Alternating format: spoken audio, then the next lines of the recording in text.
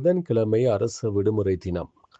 இலங்கையின் எரிபொருள் நெருக்கடியை கருத்தில் கொண்டு எதிர்வரும் மார்ச் மாதம் 18ஆம் தேதி முதல் ஒவ்வொரு புதன்கிழமையும் அரச பணியாளர்கள், பாடசாலைகள், பல்கலைக்கழகங்கள் மற்றும் நீதிமன்றங்களுக்கு அரசாங்கம் விடுமுறை அறிவித்துள்ளது.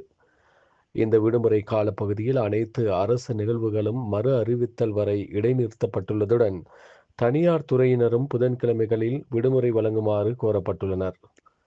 எனினும் சுகாதாரம், துறைமுகம், நீர் வளங்கள் மற்றும் சங்கம் போன்ற அத்தியாவசிய சேவைகள் எவ்வித தடையுமின்றி வழக்கம் போல் இயங்கும் என அறிவிக்கப்பட்டுள்ளது. ஏனைய 4 வேலை நாட்களிலும் பணியின் தேவையை கருத்தில் கொண்டு ஊழியர்களை அழைக்கும் அதிகாரம் அந்தந்த நிறுவன தலைவர்களுக்கு வழங்கப்பட்டுள்ளது.